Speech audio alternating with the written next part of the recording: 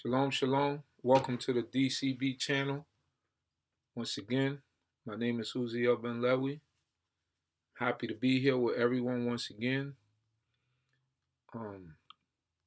First and foremost, giving all glory and all praise to the God of our forefathers, the God of Abraham, the God of Isaac, and the God of Jacob.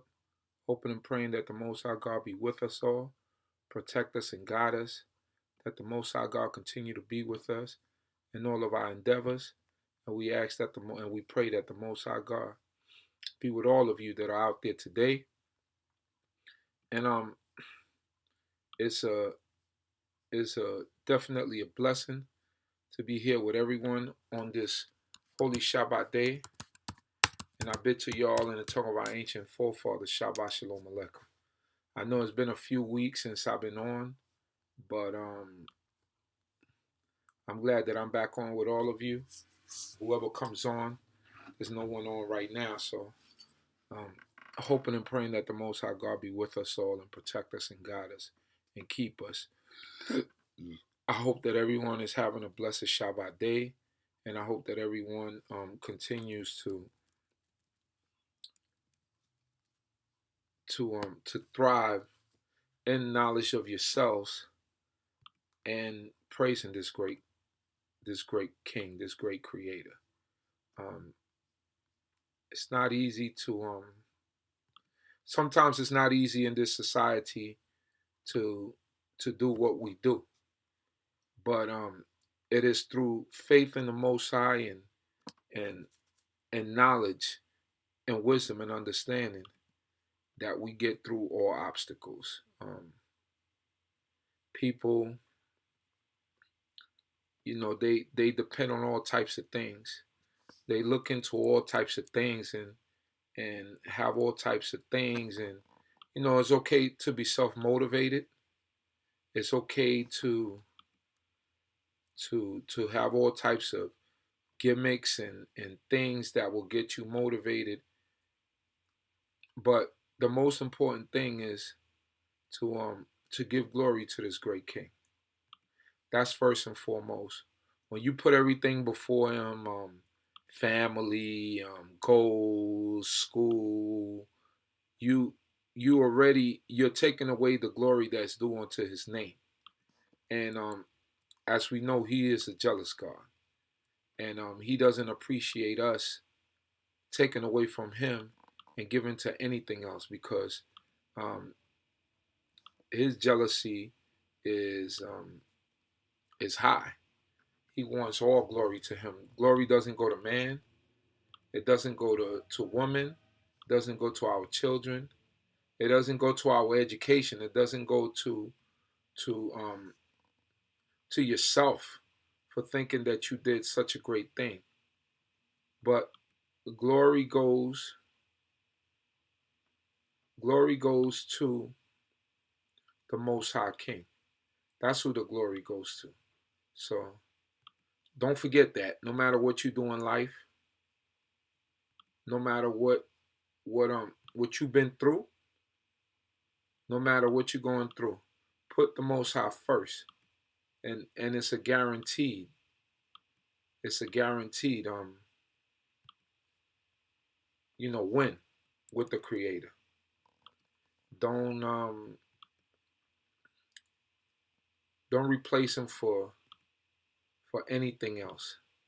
Always put God first. There are many people in this earth, even Israelites, that have given up on this great King, that have turned their backs on him and do what they want to do and think that is okay, because it says because judgment doesn't come swiftly, that they think that they've gotten away. But the truth about the Most High is that time is of no essence to him. He catches up to you eventually.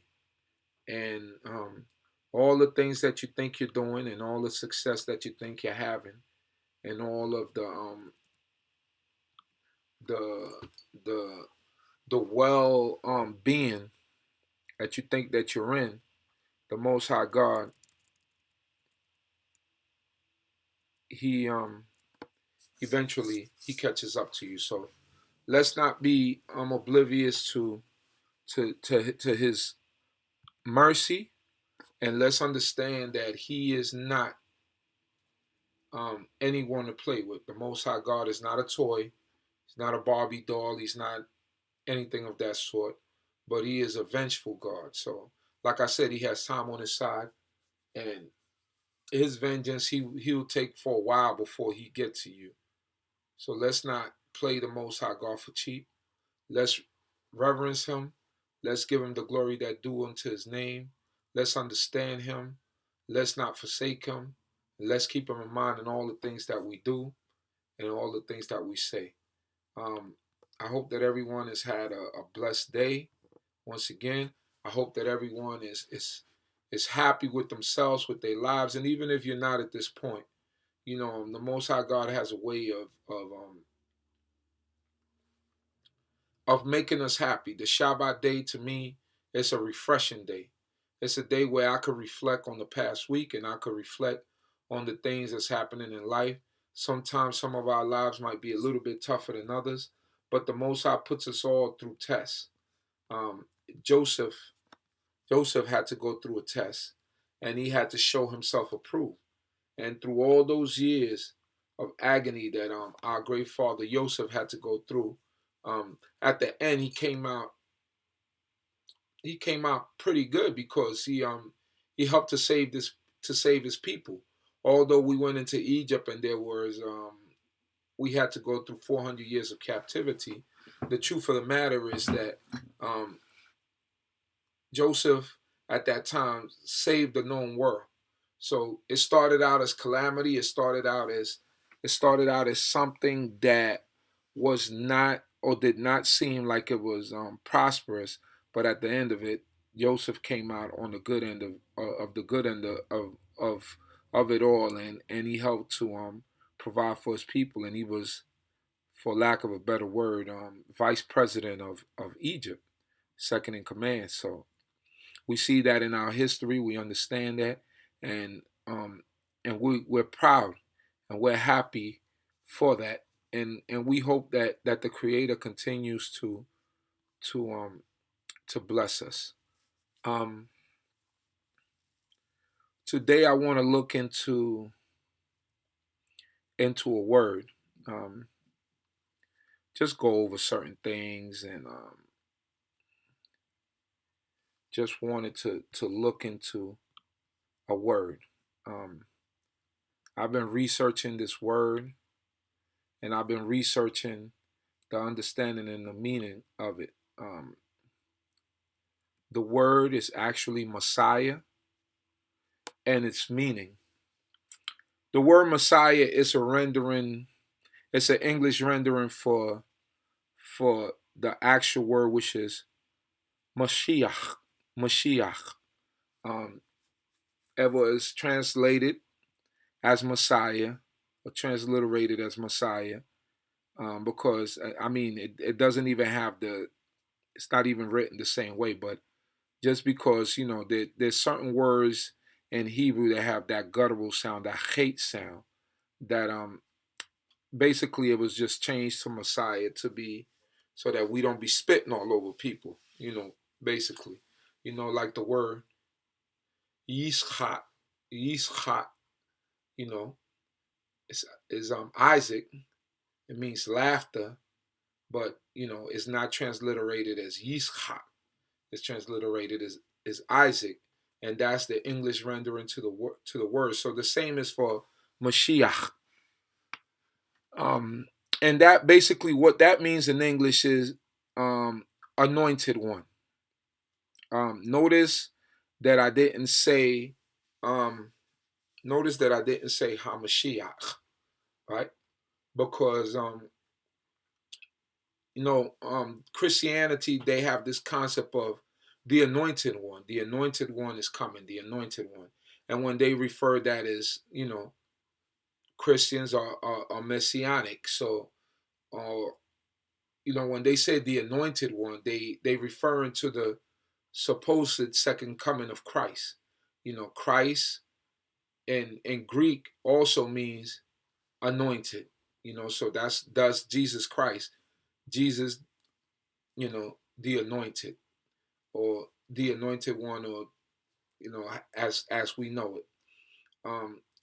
Well, getting back to the word Messiah, when we look in our scriptures, when we look in the Holy Scriptures, that word actually, anointing actually was rendered to different things. And if once we begin to see those things, we understand. For example, you have certain articles that were anointed. Actually, the word when you are anointed, in the Tanakh, you were actually consecrated to do a certain job for the Most High God. So when you were anointed, the Most High God, you were elevated for a particular job and consecrated to do that job. Thus, like the kings, the prophets, certain prophets, and the priests were anointed. The high priest, initially Aaron and his sons were anointed, but the high priest were anointed following that, and they were consecrated to do a job. So whenever you see that word in the Torah-based Israelites, or us that keep Torah only, or the Old Testament Israelites, as they would like to call us, that word anointed, give me 1 second.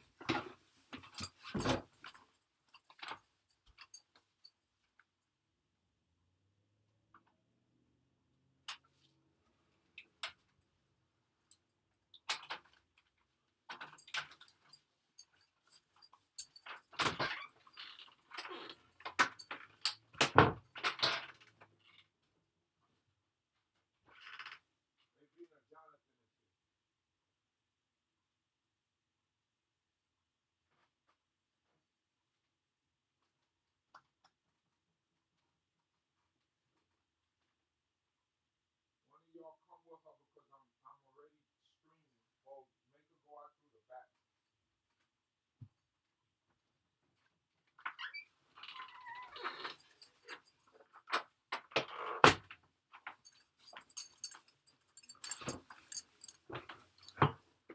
Excuse me for that. Had to answer the door. So like I said, the word anointed, it occurs in our book.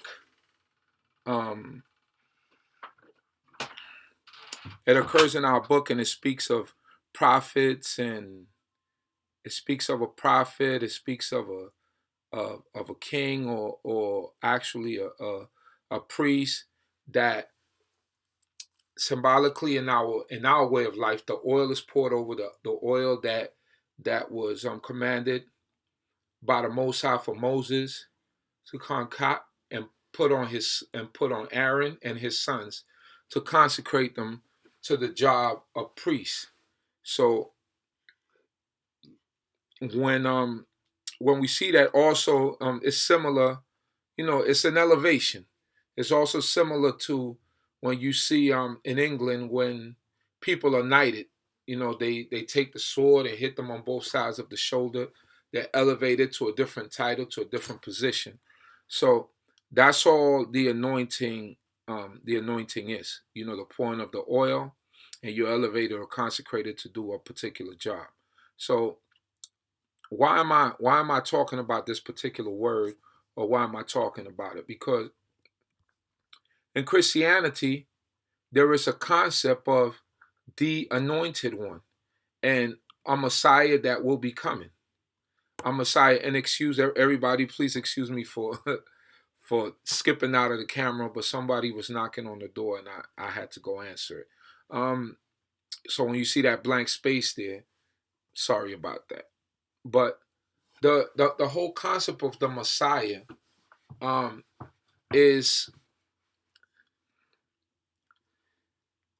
it has some roots in Israel, amongst Israelites, because the whole movement, was almost started by Hebrews, right? But not the Messiah as in Christianity they look at this man that's going to come back and save the world from sin and so forth and so on. Our concept of a Messiah is when we look at the future as we will get into it a little bit more. When we look into the future and our return to the land of Israel, there will be an anointed king from the line of David that will sit on the throne. He is a Messiah, by definition of the word, an anointed one. Also, there will be a high priest that will sit in the seat of or follow the steps of his father, Aaron. He is also considered an anointed one. And whatever prophet is anointed during that time to sit in the seat of a prophet will also be anointed. So our concept of a Messiah is totally different than that of Christianity.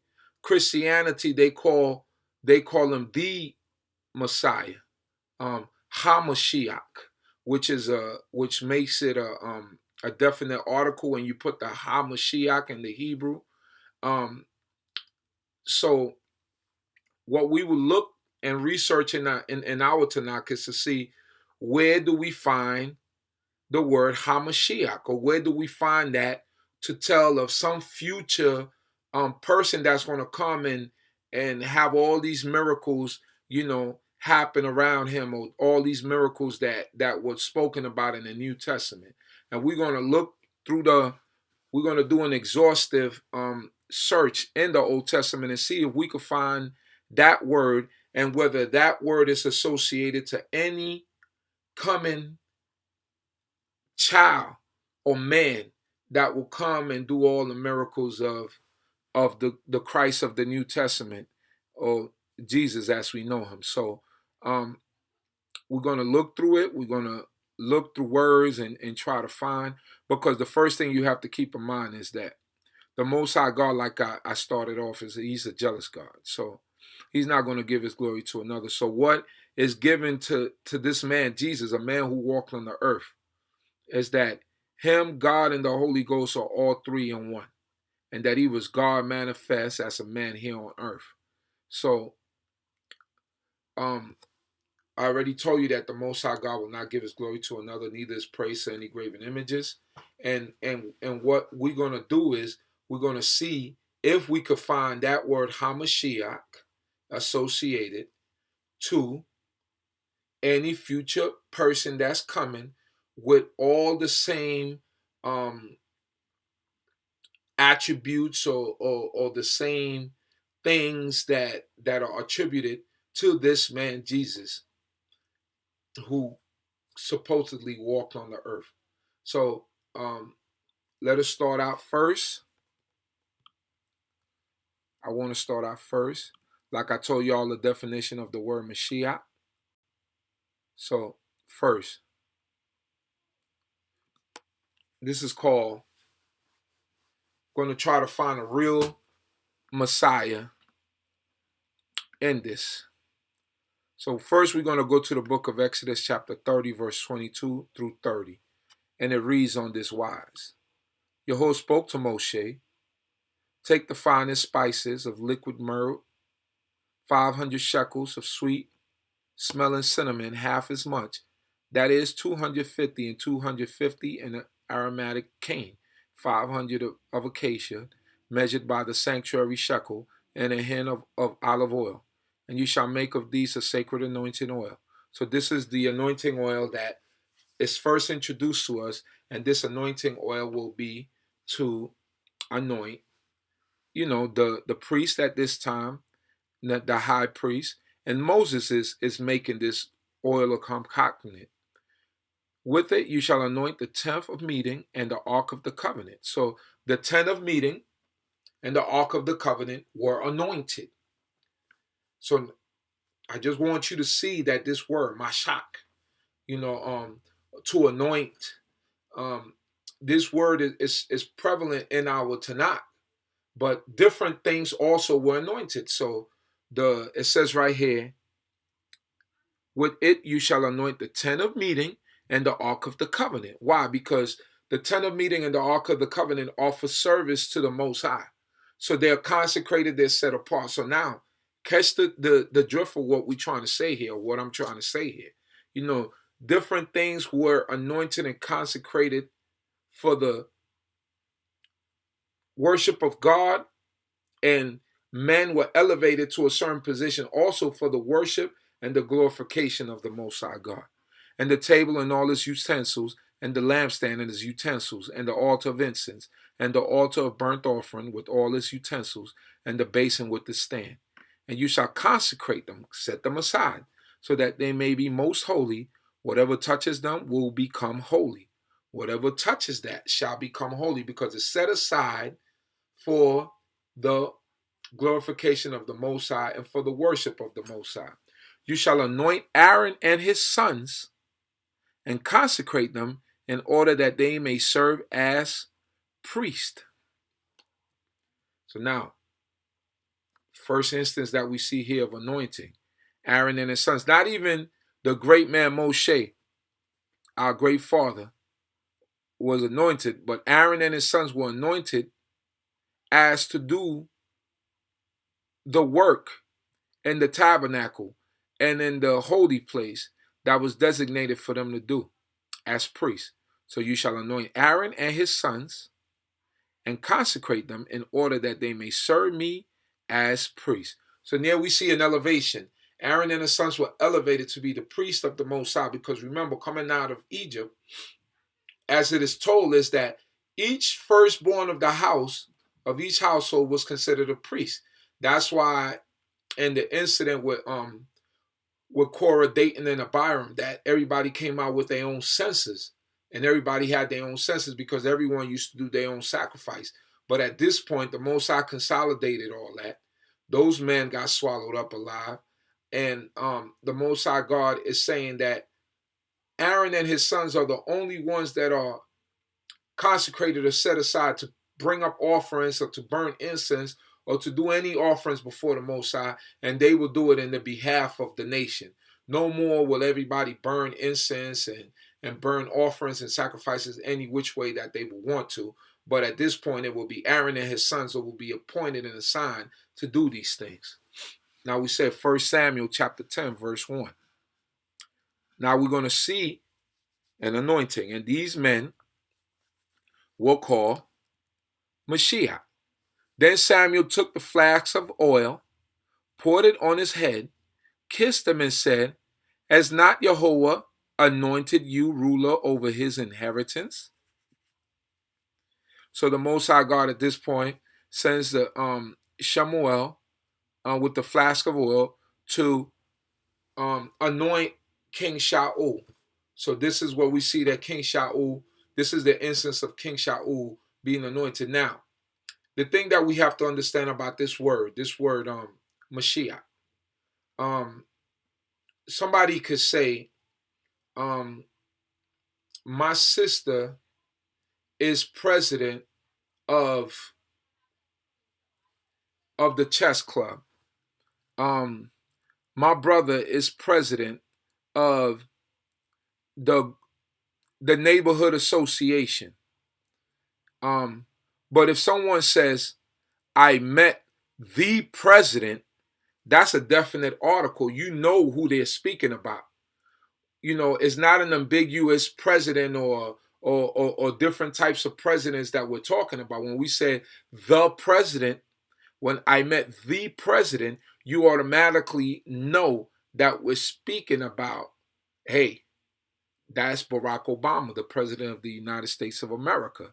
But when we're talking about anointed or a president, there are many presidents of different organizations. But when we're talking about the president, we're talking about someone distinct.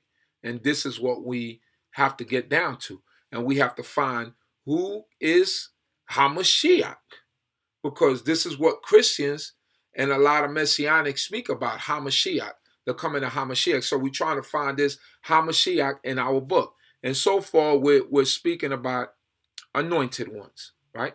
And like I said, referring to Hamashiach, we speaking about a man who was to come in the future that will carry that title, Hamashiach, because the Ha in the Hebrew makes it a definite article. And as we speak about, when we say Kohen, we're talking about a normal priest. Or when we say Kohanim, we're talking about priest. But when we say Ha-Kohen, we know that we're talking about what? The high priest. That is the priest of all priests, right? So when we're talking about Ha-Moshiach, we're talking about the anointed one. But we're searching to see if our book has any reference to the anointed one. Now let us move on. 1 Samuel chapter 16:13 reads, Then Shemuel took the horn of oil and anointed him in the presence of his brothers, and the Spirit of Yahweh came mightily upon David from that day forward. So now this is the anointing of King David. After the kingdom was taken away from Saul, the Most High God later sends the prophet Shemuel down to David, down to Jesse, to Bethlehem in Judah, and finds David, pours the oil over him, and we know the story. But David also falls under the category of an anointed person, not Hamashiach. We're not going to see even that with Melech Dawi. 1 Samuel 24:6. He said to his men, Yahweh forbid that I should do this thing to my Lord, Yahweh's anointed, to raise my hand against him, for he is Yahweh's anointed. So this is the time when David was on the run from Saul, and they found him in a position where David could have basically took out Saul, and his men were urging him, "Come on, let's take him out now. This is our opportunity."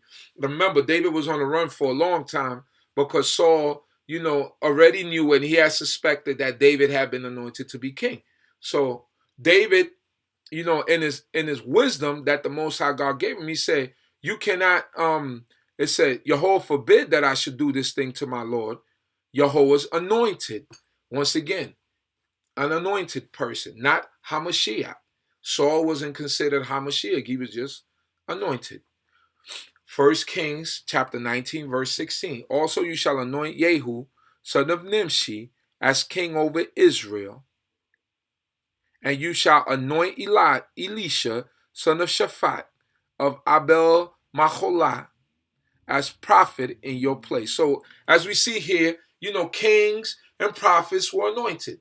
This was a normal thing.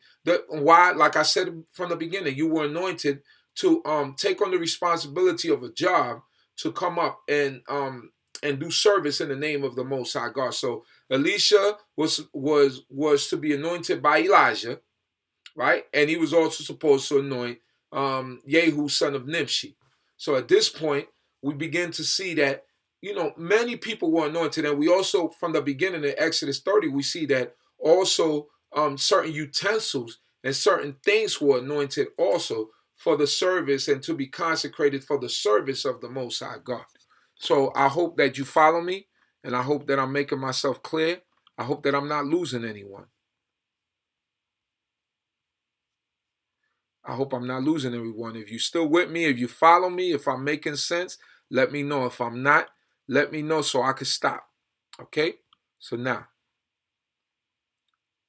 let us move on. Isaiah 45:1. Thus saith Yahweh to his anointed Cyrus. Now, Cyrus was a Gentile king. He was not even an Israelite. But Cyrus, the Most High God called him his anointed, right? He elevated him to do a job. Why? Because he would return the children of Israel back to their nation in order to rebuild back Jerusalem. And Cyrus was a Persian king. He wasn't even an Israelite, but he was also called an anointed one, right? So now we go Psalms 105:15. Do not touch my anointed ones, do my prophets no harm. So now we see it there. David is saying, and he wrote it so poetically, do not touch my anointed ones and do my prophets no harm. So we see once again the usage of the word anointed. So now, when we go back and we examine certain things within our book, and I kind of exhausted a lot of things. Now that word anointed, anointed one, is found about 39 times or in 39 verses in our book. And in none of those places is it speaking about any future Hamashiach that will come in the future that will be anointed. Nowhere would you find that in our book. Except, and like I told you, the Ha is a definite article. So now, if we look at the book of Leviticus chapter 4, starting from verse 3, there are 4 instances in our holy scriptures where the word Hamashiach is used. But now we're going to see who is being used on and why it's being used at that moment. So now, Leviticus chapter 4, verse 3. It reads, let me find my Hebrew book right here. Let me go to Leviticus chapter 4. And I'm going to show you where it's being used.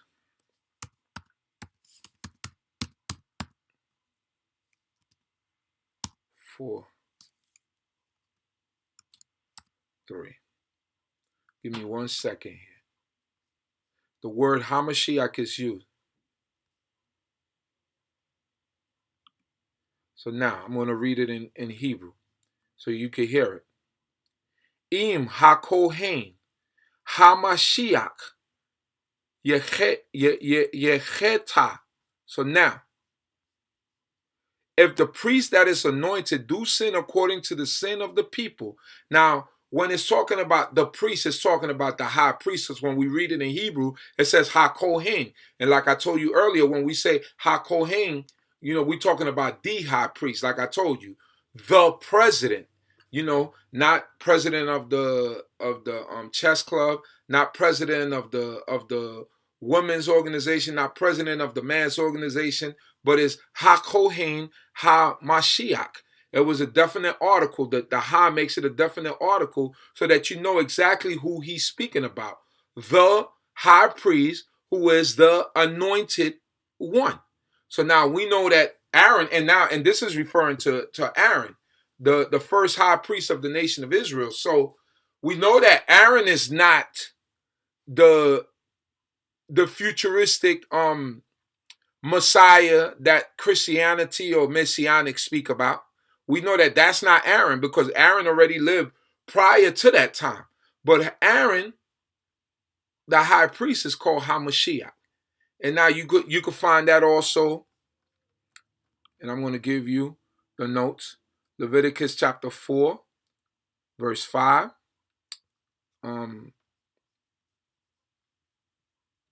Let us go there. Leviticus 4, 5. So you can see, I just want to do an exhaustive and thorough. So now it says, and the priest that is anointed shall take of the bullock's blood and bring it to the tabernacle of congregation. So these are for atonement, right? For mistakes, offerings that they're making. So let's read it in Hebrew. Leviticus 4, 5. Welakwak ha-kohen ha-mashiach. Once again, the ha makes it a definite article. You know they're speaking about the high priest, ha-kohen ha-mashiach, the anointed one, right? So it still is not speaking about any futuristic person that will be coming hundreds of years later. It's speaking about the high priest, Aharon. That's who it's speaking about. Let us go to verse 16 of the same chapter. I hope that I'm making sense to you, and I'm trying to bring this point across, and I hope that I'm making plenty of sense to you. Once again, it says, And the priest that is anointed shall bring of the bullock's blood to the tabernacle of the congregation. So now, in Hebrew, where Hevi HaKohen HaMashiach.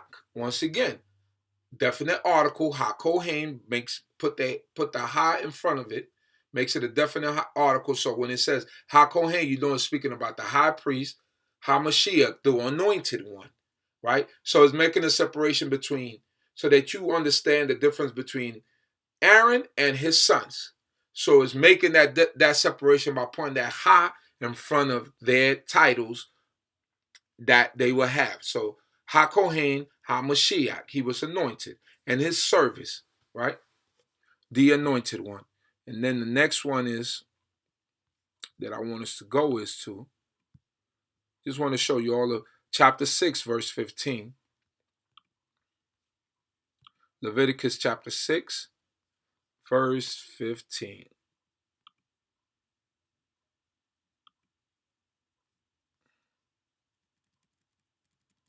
6:15.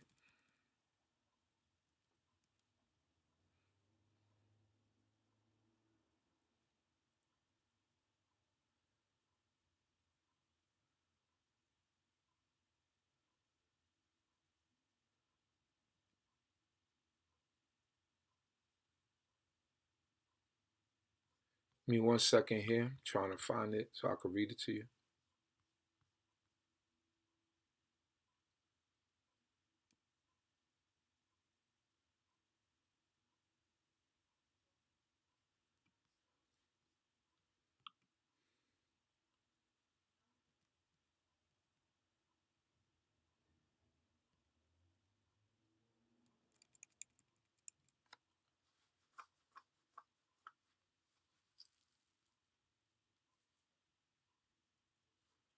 As I'm trying to find it here in the Hebrew, give me 1 second.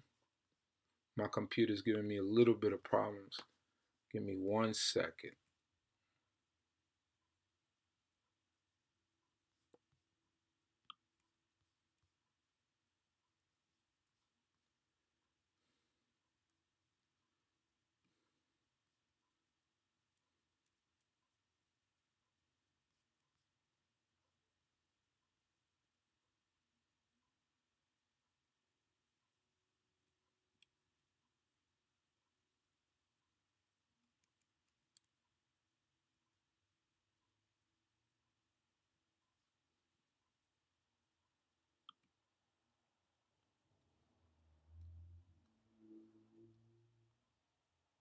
Give me 1 second.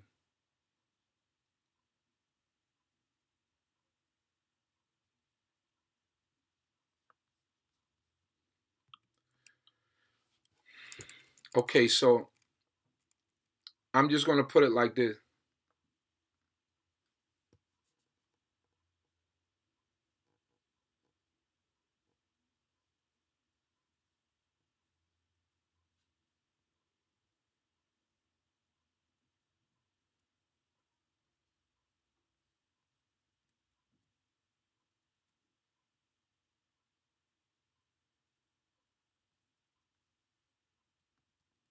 So now when we look at it, I'll find that last precept later.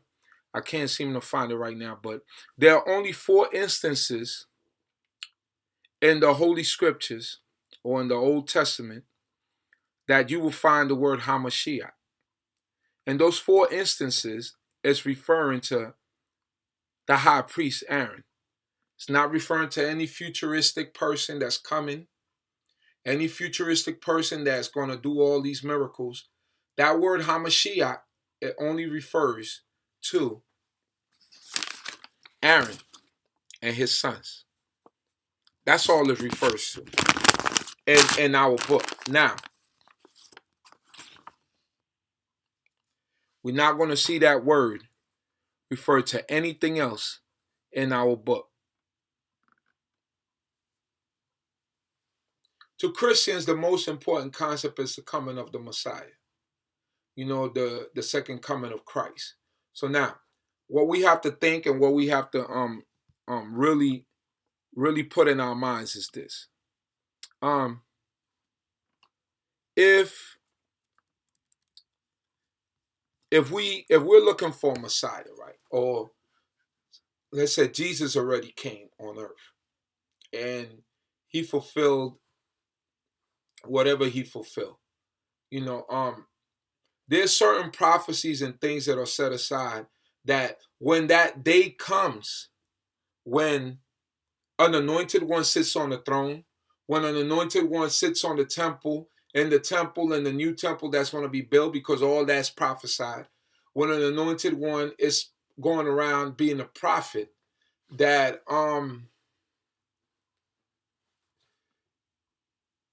there's certain things that have to be fulfilled before those people take their position that have not been fulfilled yet. What we know about our book is that it speaks about different things. The Most High speak of certain things that have to happen before we see the prophecy of these anointed people to sit in their positions. So what has to happen, right? The Most High always refers of his exiled people being returned back to the land, or his exiled people, him showing mercy to his exiled people and even hearing our prayers in the lands of our captivity. So let's go to some of those precepts and understand what has to happen before we see an anointed king, an anointed priest, an anointed prophet to sit in their positions. These are the things that have to happen. Deuteronomy, let's go to the book of Deuteronomy chapter 30, verse 3. It reads, Then Yahweh your God will bring back your captivity and have mercy upon you, and he will gather you in from all the peoples to which Yahweh your God scattered you. So these are all prophecies or things that will come to pass. The Most High God will return us back to where he scattered us, right?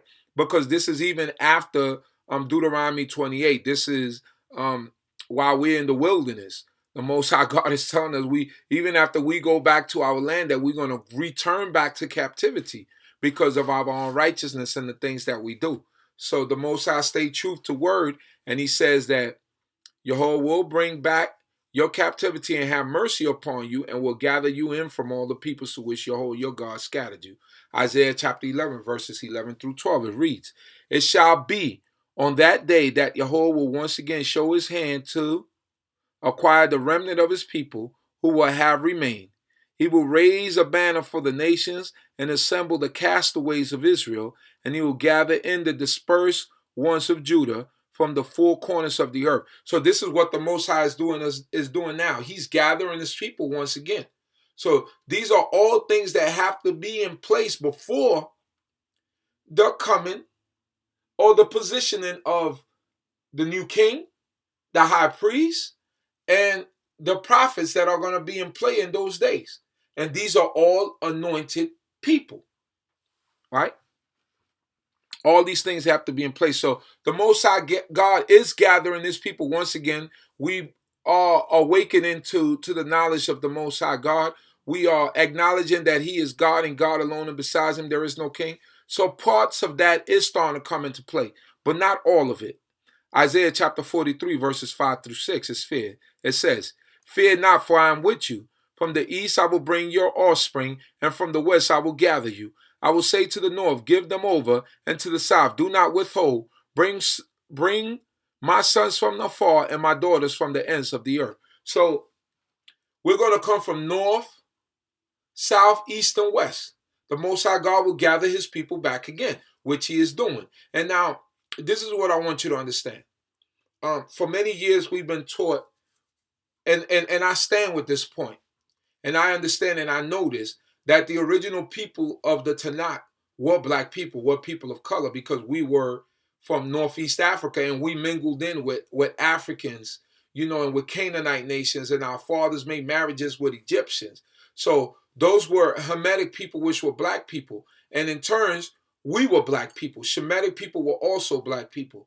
But let's not get caught up on this color thing, because remember, you are what your father is. So you can have a seed that's mixed in with a European seed, And then that seed continues to mix in with European seed, but that seed is still the Israelite seed. So we can't just look at color. This is what I'm just trying to tell you. You can't just look at color to determine whether a person is Israel or not. So the Most High God will gather us from everywhere. You know, we were dispersed to all four corners of the earth. Some of us ran into Africa. Some of us ran into Asia. Some of us ended up in Europe. So that's all I'm saying.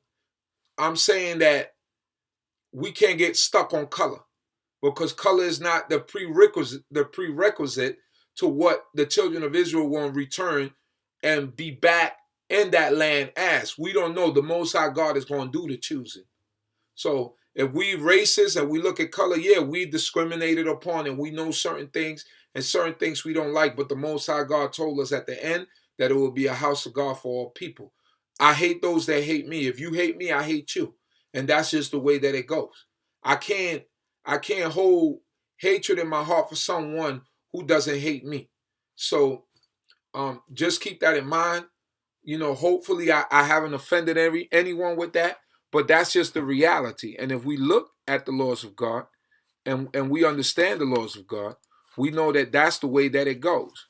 You know, let us go on. It says, Jeremiah chapter 3, verse 18. In those days, the house of Judah will walk with the house of Israel, and they will come together from the land of the north and to the land that I have given as a possession to your fathers. So once again, it won't be a divided house anymore. Remember, the kingdoms were separated to the northern kingdom and the southern kingdom. And all this has to happen before these people, these anointed people, sit on their seats and their positions.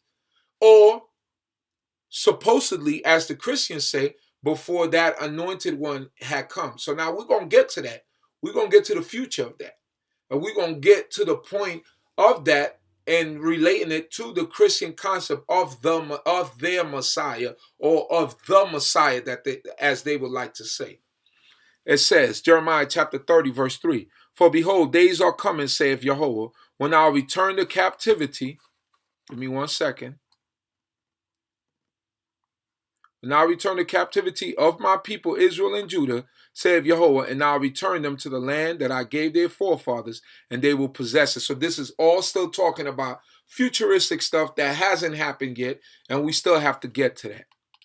Ezekiel 11, verse 17, it reads, therefore say, thus saith Jehovah God, I'll assemble you from the nations and gather you in from the lands where you have been scattered and give you the land of Israel. So once again, it stayed consistent. Our book is consistent with the things that the Most High God has promised. It doesn't waver.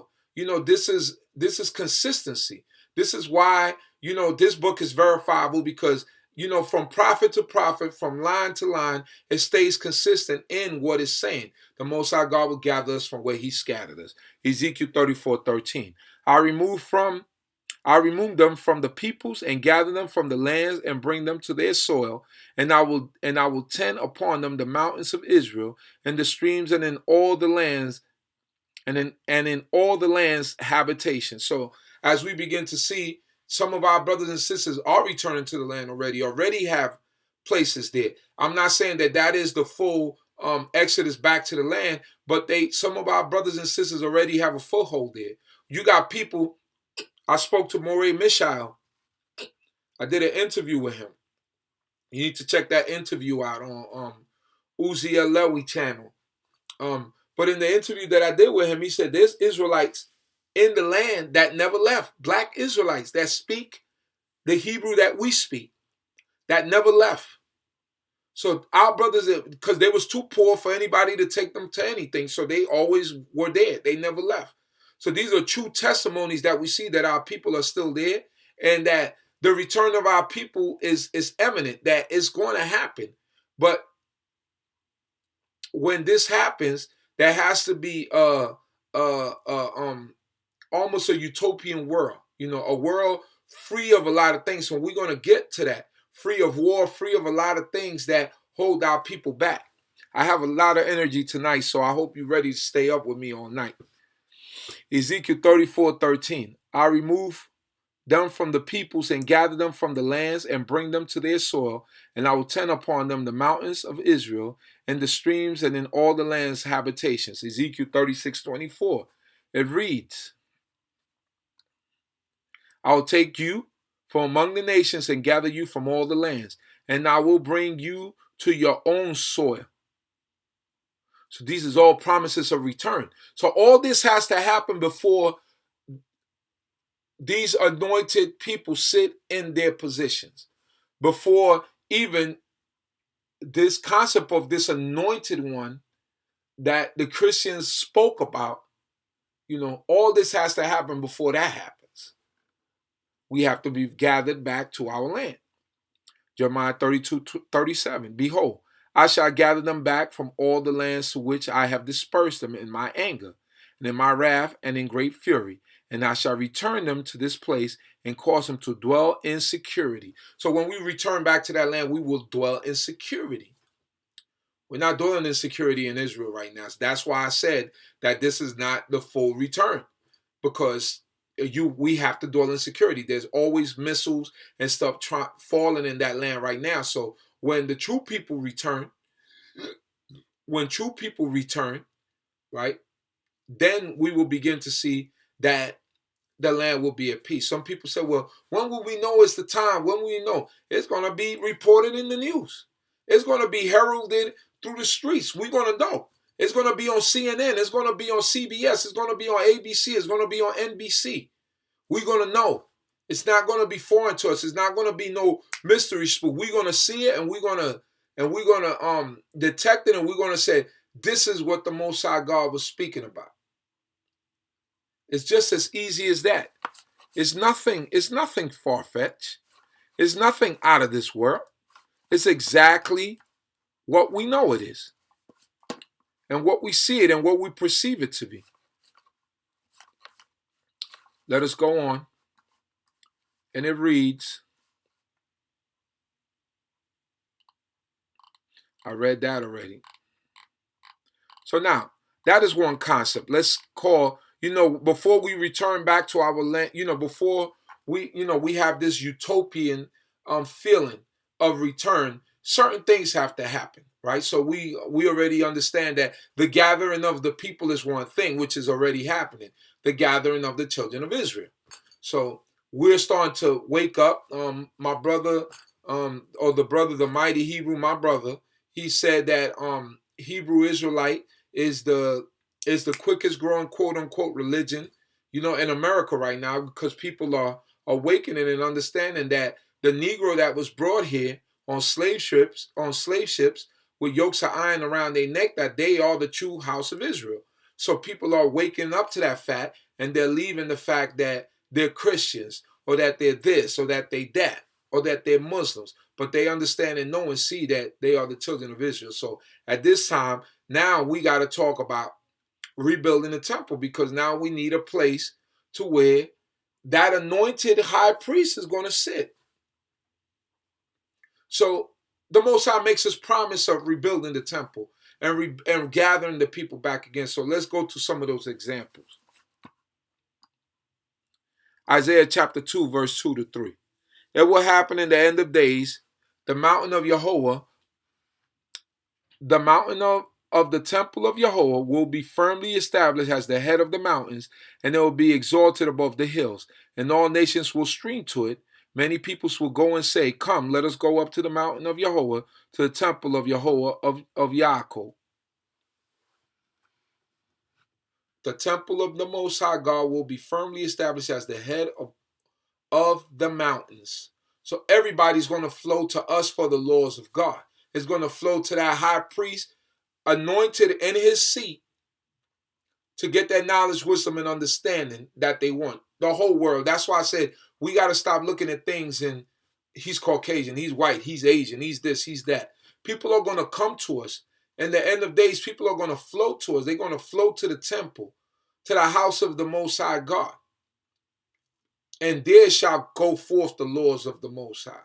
So these are things that have to come to pass before anything happens, before we will have any anointed one sitting in their seat. Isaiah chapter 60, verse 7. All the flocks of Kedar will be gathered to you. The rams of Nebaioth will serve you. They will be brought up with favor upon mine altar, and I'll glorify the house of my splendor. The house of his splendor, which is his temple, right? Which the Most High God takes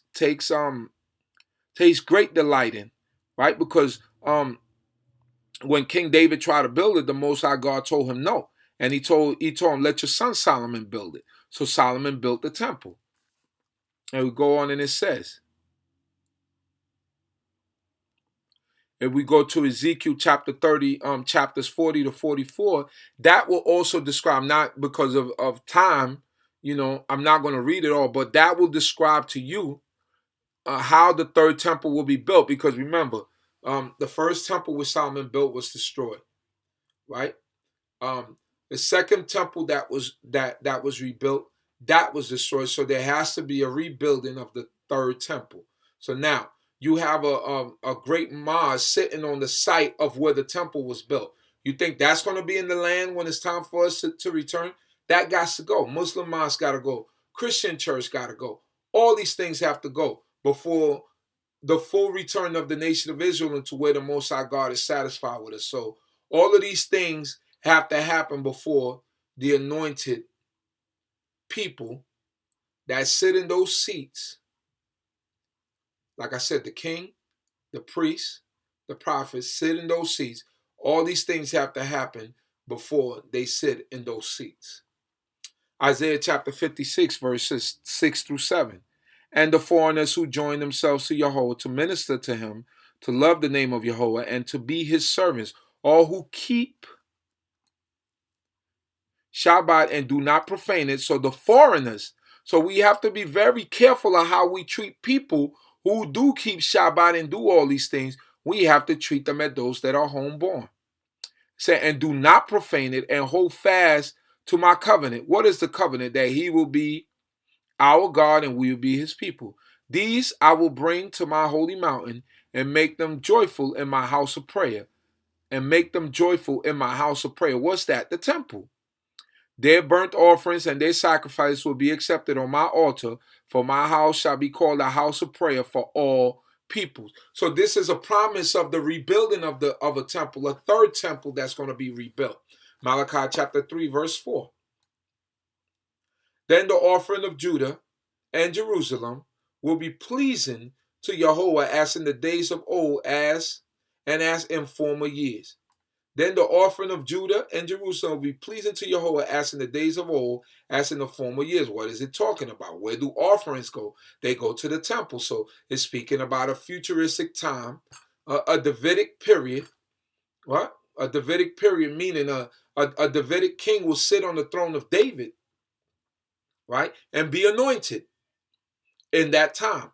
Not David himself coming back, as we will go into certain points where it's speaking in allegory, and some people believe that it's King David that's going to be reborn and brought back. No, it's not. That's not what it is.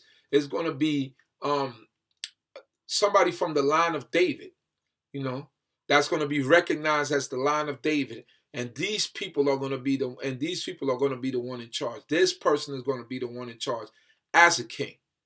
And then whoever he has after him will be in charge as a king after this person goes. So this is what we're talking about. Now we go to the book of Zechariah, chapter 14, verse 20 to 21.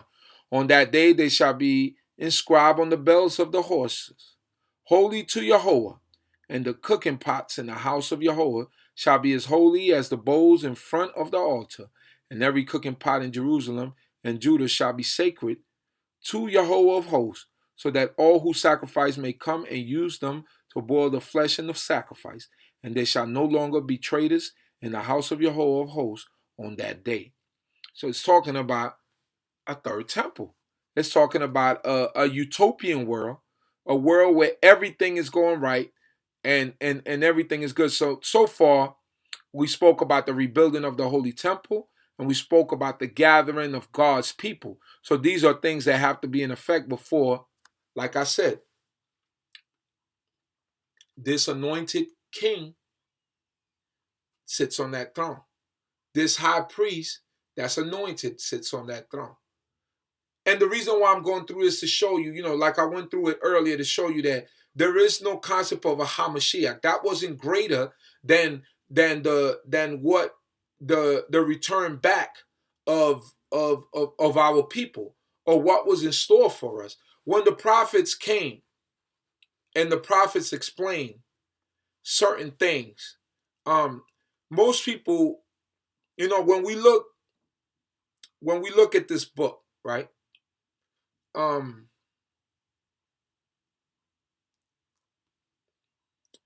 we look at this book, right? They said that most sculptors, right? Before they have a block of ice in front of them, they could see the perfect figure of a person. They say that they already see how it's going to be worked out, right? So now, when we look at us and we look at our people and the things that we have to look at it in terms of that. Now,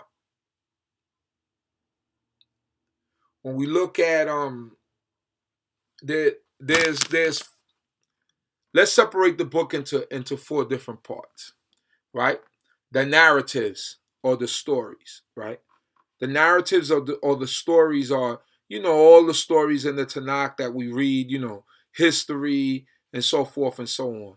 Will we find anything about a futuristic Messiah that will come and save the world of sin or whatever, the way that the Christians conjuring up? Maybe not in the stories that already happened, right? Because we're talking about something that's futuristic. Legislation. Will we find something in there? What's legislation? The laws, statutes, and commandments. Will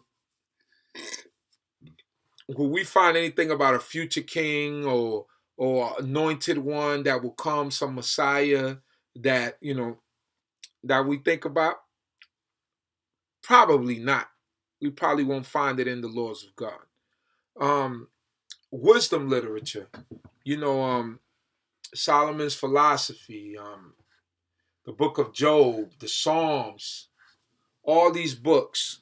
Will we find something that speaks about a future Messiah that will come and save the world of sin and do all those things? Probably not. Those writing, the Song of Songs, I believe, it's a song about love that could be, that Solomon's love for a woman, and it could be also, stretched or even seen as, him using metaphors to speak about the love that he got for the Most High. But regardless of however you look at it, we're not going to find much in those books about what we're looking for, this futuristic person that will sit on a throne and be anointed and so forth and so on. Prophecy is the only one that we're left with. And in prophecy, you might find certain things, but like I said already, we already been through certain prophecies. And the mistake most people make is they think that the prophet just came to tell the future. But the biggest mistake we make, and like we already went through certain things, the prophet really came to tell the people what they were doing that was wrong. He came to yell and scream at the people. The Most High God told, I believe it was Jeremiah, said that he was a child. And the Most High told him, say not that you're a child. He said, because I have purified your lips, and you should go out and do my job. So the people had faces of flint, of stone. It didn't matter. He was there to tell the people they're wrong. That was the main job of the prophet. And then he will let you know of good things if you did that which is right. So a lot of people have it confused that the prophets just came to tell you all this futuristic stuff. That's not what it was about. The prophet's main job was to tell you off, to tell you what you were doing that was wrong and against the laws of God. And if you didn't straighten up, this is what's going to happen to you. It didn't take a rocket scientist to know that if you went against the laws of God, that there were going to be repercussions to it. I mean, that's what the school of the prophets was for. Today we got modern day prophets, people that tell you about if we don't fix certain things in society, that this is what's going to happen, and lo and behold, those things happen. So people take this thing of the prophet and oh, he just tells the future. No, the prophet main job was to tell the children of Israel what they were doing wrong. So now we covered certain prophecies, and we see that the prophecy tells us of the gathering of the children of Israel, which is the good part of it. It also tells you the rebuilding of the temple, which is a good part of it.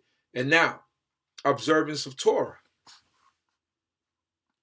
And what we're going to do, because this is all part of it. When the Most High gathers the people, rebuilds the temple, now the observance of Torah, which is the most important, because it brings us to obedience, and this is all happening in a future time. This is all happening in a future time. Is everyone still with me? Is everybody still hanging in there with me? Am I making sense to you? If I'm not making sense to you, please let me know. Let me know now, so that way I could go back if you don't understand something and I could fix it. Please, if I'm not making sense to you, let me know. All right? Shabbat Shalom to everyone in the room. I'm going to pause for a second and make sure that everyone is still with me. I hope that everyone is still with me and understands what I'm trying to bring forth. Are you still with me? Are you still following me? Just give me a 1 if you're still following me and you're following what I'm trying to convey to the people in the room, all right? Give me a 1 if you're following what I'm trying to convey to everyone in the room. I know we're on a little delay, so I'm going to move straight ahead. Now, I will go back to now observance of Torah, which is most important in that period, because we ain't going back into our land being hard-headed. So now it says, Deuteronomy chapter 30, verse 8 through and 10. It says, you shall return and listen to the voice of Yahweh and perform all his commandments that I command you this day. When you listen to the voice of Yahweh your God, to observe his commandments and his decrees that are written in this book of the Torah, when you shall return to Yahweh your God with all your heart and with all your soul.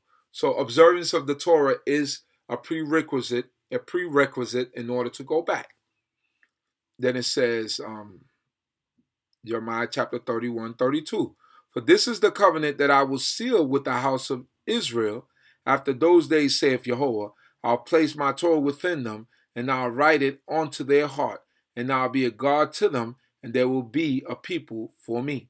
So no longer will we have to teach each other Torah, because it's going to be written in our hearts. This is the new covenant that the Most High God is speaking of. And, a lot of Christians use this to say that the new covenant is the New Testament and Jesus. So we don't have to do the laws of the old anymore, which is the furthest thing from the truth. This is a prophecy of future to come and how the children of Israel will have to be. So I'm putting it all together for you and showing you this utopian world that has to come. This paradise on earth, for lack of a better word, that will have to come before we will even think about looking into people being in their positions as an anointed king, an anointed high priest, and the anointed prophets. Now it goes on and it says,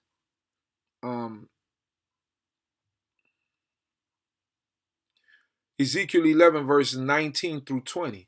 I will give them an undivided heart, and I will place a new spirit in them. I'll remove the heart of stone from their flesh and give them a heart of flesh. I remove the heart of stone from their flesh and give them a heart of flesh, so that they may walk in my decrees and observe my laws and fulfill them, and do them. This is all the reign of peace. No, the observance of the Torah. So we got to observe the Torah in order to do that. So now, I'm telling you about this utopian world, right? the way that the world is going to be at this time, when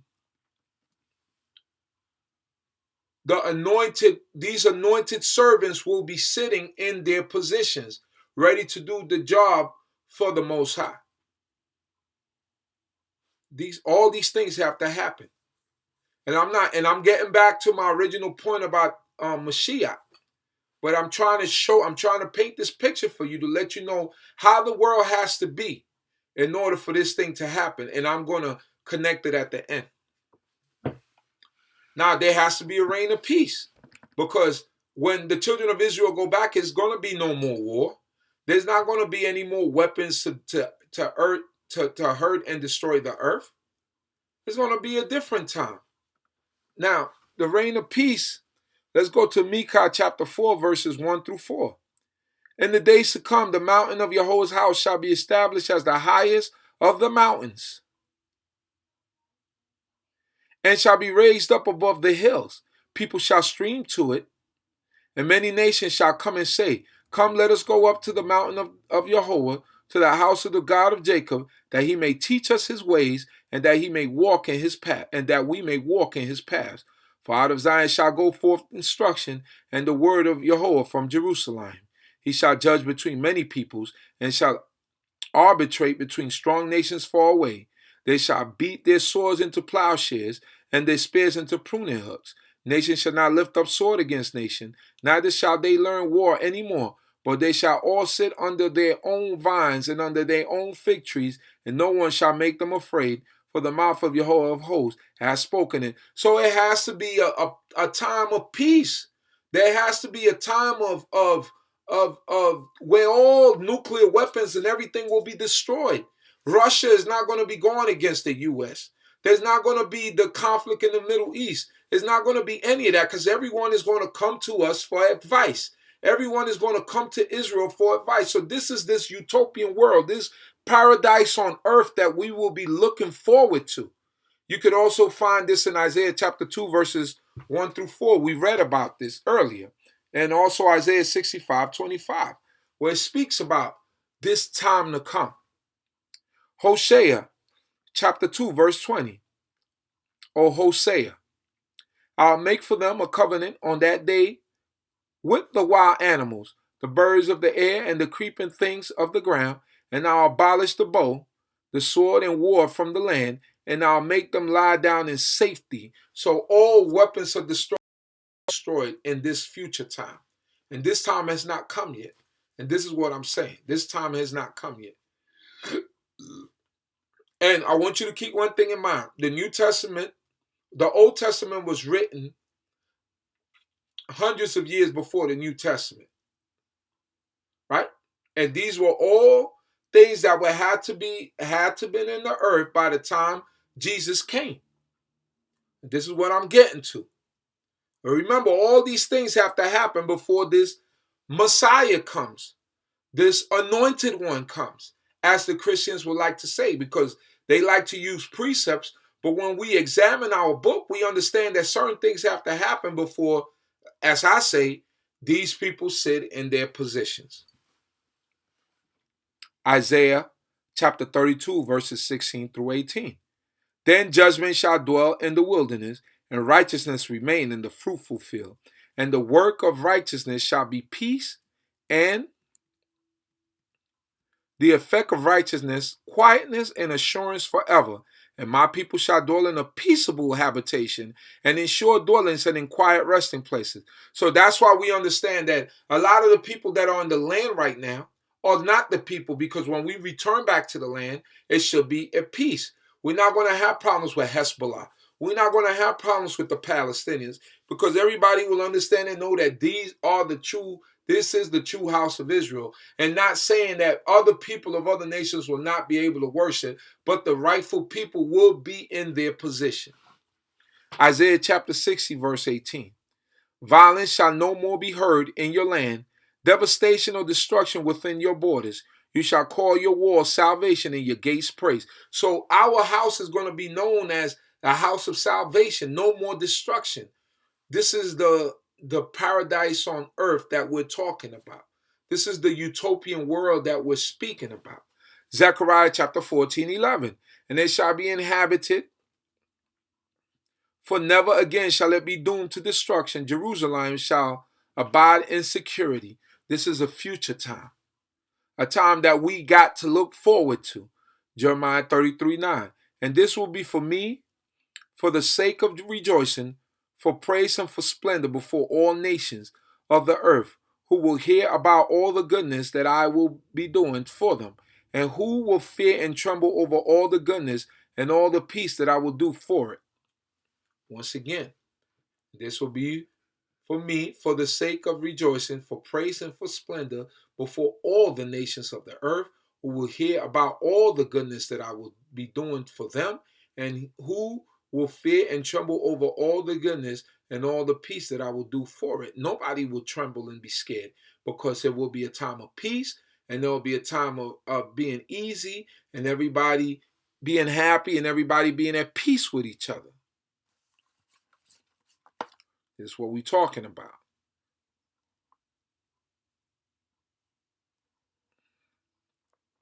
Now, another phenomenon that has to happen, universal knowledge of the Most High God, because people have all these different beliefs, these different ideas. You have all different types of religion. But now, everyone will have to acknowledge that Yahweh is king. And all the peoples of the earth will acknowledge that Yahweh is king. So let us go into some of those. And these are all things that have to come into play before we go back, before we have this concept, before we have this understanding of people. Okay? So I hope that everyone is still with me. And I hope that I'm making very much sense to you, because I prepared this lesson today. And I listened to some stuff. I got some notes, from some people. And I thought that it was helpful, so I would bring it to you, because this made a lot of sense to me. Universal knowledge of the Most High now. Zechariah chapter 8, verse 23. Thus saith Yahweh of hosts, in those days 10 men from nations of every language shall take hold of a Israelite, grasping his garment and saying, let us go with you, for we have heard that God is with you. So these are the things that will have to happen. Zechariah chapter 14:9. And Yahweh will become king over all the earth. On that day Yahweh will be one, and his name one. So there goes all the religions, all the beliefs of all the other gods, all that stuff is out the window. Isaiah 66:23. And it shall come to pass that from one new moon to another, and from one Shabbat to another, shall all flesh come to worship before me, saith Yahweh. And it shall come to pass that from one new moon to another, and from one Shabbat to another, shall all flesh come to worship before me, saith Yahweh. This is a time in the future when everybody will come worship before the Most High God. Zephaniah 3:9. For then will I turn the peoples to a pure language, that they may call upon the name of Yahweh to serve him with one accord. So everybody's going to speak this language when it comes to praising the Most High God.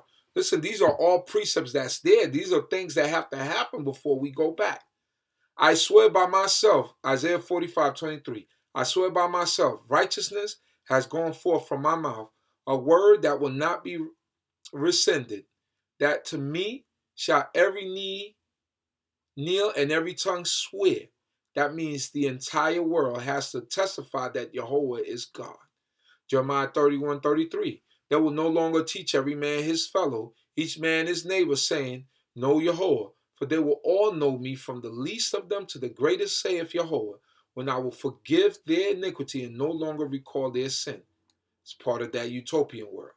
Ezekiel 38:23. I'll be exalted and I'll be sanctified, and I'll make myself known before the eyes of many nations. Then they will know that I am Yahweh. They will know that he is Yahweh, that the Almighty is Yahweh. This is things that have to happen before we return. Zechariah 14:16. It shall be that all who are left over from all the nations who had invaded Jerusalem will come up, and every year to worship the King of the King God, Master of Legions, and to celebrate the feast of Sukkot. So everybody going to come and celebrate with us and acknowledge that Yahweh is king of the universe, master of the universe. Psalm 86:9. All nations you have made shall come and bow down before you, O Yahweh, and shall glorify your name. That's in Psalms 86:9. So we see there that these are all the things that have to happen. So all the things that have to happen before we do that, before we return back to our land, and gathering of the exiled people, the nation of Israel, rebuilding of the holy temple, the observance of the Torah, the reign of peace, universal knowledge of God, all peoples. And now we get to this one, a Davidic king that will sit on the throne. So this is the part where a lot of messianics and Christians,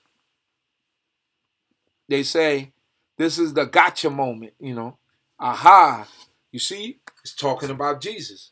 But I already told you all the things that have to happen before we get to the Davidic king.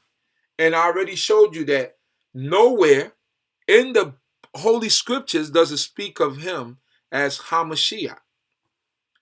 The only place is 4 places in the Holy Scriptures that speaks of a Hamashiach, and it was talking about high priest Aaron. And it wasn't talking about any futuristic Davidic king that will sit on the throne of King David. But let us go there and let's examine some of these passages that are found in the Tanakh. First, let us go to the book of Isaiah, chapter 11, verses 1 through 10. And it reads, a staff shall emerge from the stump of Jesse, and a shoot shall sprout from his roots. So this is allegory, or, to tell us that a sprout shall come from the shoot or from the stock of Jesse, a seed. Somebody should come from the seed of Jesse. The Spirit of God will rest upon him, a spirit of wisdom and understanding, right? So now, if you want to say that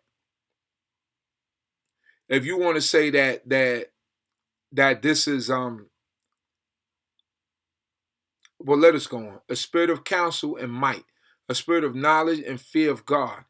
He will be filled with the spirit of the fear of God and will not judge by what his eyes see nor decide by what his ears hear. So now, if he will have the fear of God, why, if Jesus was God, as Christians say, Jesus and God are one and the same, the Father, the Son, and the Holy Spirit, why would he have fear of God? So this is a regular man. Remember, Jesus was God was God manifest as a man on earth. But why would God have fear of God? If Jesus was God, why would he have fear of himself? You get what I'm saying? So now, verse 4. He will judge the poor with righteousness and decide with equity for the meek of the earth. It's talking about the attributes of this king. And this is in this utopian and this heaven on earth world that we will be living in, where all those other previous things have to happen before we get to this. He will strike wicked.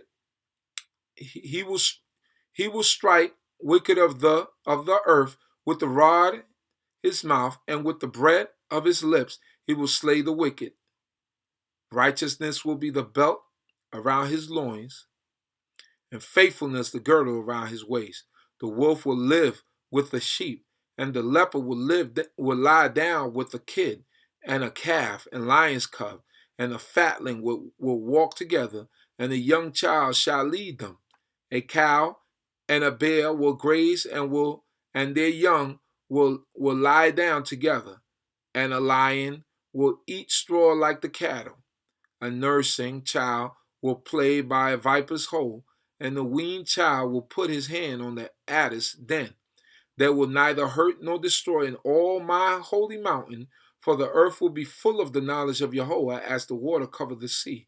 It shall be on that day that the descendant of Jesse will stand as a banner for the peoples. Nations will seek him, and his resting place will be glorious. So it's talking about a descendant of Jesse, right? who obviously will be an anointed king sitting on the throne. No doubt about it. He will be a, lack of a better word, a Messiah. But he will not be the only Messiah, because the high priest still has to sit there. And we know that Messiah just means anointed one. So now, I already showed you clearly that this couldn't be speaking about a man by the name of Jesus. It's impossible. And all the things that have to be accomplished that we read before. Now, if you came in late, I ran through a whole list of things that have to be done. The gathering of the people, the rebuilding of the third temple, the people acknowledging that Jehovah is God and God alone. That's the people of the world, and so many other things that I spoke about. That have to be done. There will be a world of peace. All weapons of destruction will be destroyed. All these things have to come to pass. We're still living in this time now, which is wars and everything going on. And Jesus came supposedly over 2,000 years ago. So obviously he wasn't the guy, because we still in some bad times on the earth. Although the Most High God is gathering his people back again. So all these things have to happen before this person comes. It has to be a time of peace. Remember what it's showing you here. It says, the wolf will live with the sheep. That doesn't happen. The wolf is trying to eat the sheep. The leopard will lie down with the kid. The leopard is trying to get that goat. And a calf, which is a baby cow, a lion's cub, and a fatling will walk together. That don't happen. Those are predators and the prey. So this is what we're talking about, a time that will come. And these prophecies will be fulfilled in a futuristic time. A Davidic king will sit on that throne who will be anointed. Us as the children of Israel, we are not messianic. Messianic is a Christian concept that comes with the waiting for the Messiah and the Christian sense, which is Jesus. We're not messianic Israelites. We are the children of Israel, and we know that in the future there will be a Davidic king sitting on the throne. But we are not messianic.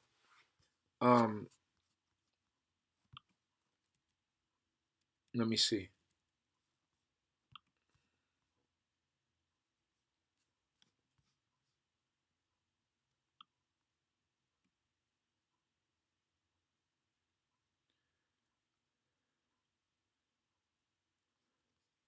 So now, let me go on. Jeremiah chapter 23, verses 5 through 6. The days are surely coming, saith Yahweh, when I will raise up for David a righteous branch, and he will reign as a king and deal wisely, and shall execute justice and righteousness in the land. In his days Judah will be safe, and Israel will dwell securely. And this is the name by which he will be called, the Lord our righteousness, Yahweh Zidquenu. Why? Because he will be a righteous king. So a line from David will come, a Davidic king. So not David actually coming back, being reincarnated or reborn. Get that concept out of your brain. We're not doing the reincarnation thing or the rebirth thing. That's not happening. Right? But it will be a righteous king from the line of David that will sit on the throne. And he will be called Yahweh is our righteousness, which is Yahweh Zidquenu. Right? Many people who claim to be from this line, and they're not. We will know in that time who that person is. Right? Jeremiah chapter 30, verses 7 through 10. Alas, that day is so great there is none like it. It is a time of distress for Yaakov, yet he shall be rescued from it. On that day, saith Jehovah of hosts, I'll break the yoke from his neck, and I'll burst his bonds, and strangers shall no more make a servant of him. This is all a future time, and we are still in the lands of our captivities. We are the servants. So it's telling you of a future time to come for the children of Yaakov. And what's going to happen? But they shall serve Jehovah their God and David their king, who I'll raise up for them. And that's speaking in metaphor. David is not coming back because no one could bring something clean out of something unclean. Once his bones go into the grave, those bones is unclean for us to touch. So the thing is that he will raise up someone in the Davidic line, an anointed king. And it still doesn't mention an anointed one, HaMashiach. It doesn't mention that like the Christians and the Messianics like to say. It doesn't mention that. It's just saying an anointed is going to be a king from the line of David. We understand is going to be anointed, but it's nothing. He's just a king that's going to be anointed. No special powers or special person. Is just going to be a king from the line of David, if you get my drift. If you get what I'm saying. It says, verse 10, but as for you, have no fear, my servant, Yaakov, says Jehovah, and do not be dismayed, O Israel, for I am going to rescue you from far away and your offspring from the land of their captivity. Once again, reassuring us through the prophet that the Most High God will gather us again. Yaakov shall return and have quiet and ease, and no one shall make him afraid. Promising us peace. Jeremiah 33, verses 14 through 17. I know I'm going overtime tonight. I feel energized tonight, and I hope that y'all are energized with me and are following and are enjoying this lesson. Because I just feel energized tonight, and I hope you're enjoying it. Jeremiah 33, verses 14 through 17. The days are surely coming, saith Jehovah, when I'll fulfill the promise I made to the house of Israel and the house of Judah. In those days, and at that time, I will cause a righteous branch to spring up for David, and he shall execute justice and righteousness in the land. Once again, justice and righteousness. That's why he will be called Yahweh is our righteousness, Yahweh Zidquenu. In those days, Judah will be saved, and Jerusalem will dwell in security. And this is the name by which it will be called, Yahweh our righteousness, Yahweh Zidquenu. For thus saith Yahweh, David shall never lack a man to sit on the throne of the house of Yisrael, because that's the promise that he made to him through his son Solomon. It's the things that we got to keep in mind, right? And we're going to get to it later on and understand certain things, why this could not been talking about Jesus. Ezekiel 34, verses 23 to 30. I'll set up over them one shepherd, my servant David, and he shall feed them. He shall feed them and be their shepherd. And I, Yahweh, will be their God, and my servant David shall be prince among them. I, Yahweh, have spoken. I'll make with them covenant of peace and banish wild animals from the land, so that they may live in peace and sleep in the woods securely. I'll make them and the region around my hill a blessing, and I'll send down showers in their season. They shall be showers of blessing. The trees of the field shall yield their fruit, and the earth shall yield its increase. They shall be secure on their soil, and they shall know that I am Jehovah when I break the bonds of their yoke and save them from the hands of those who enslave them. They shall no more be plunder for the nations, nor shall the animals of the land devour them.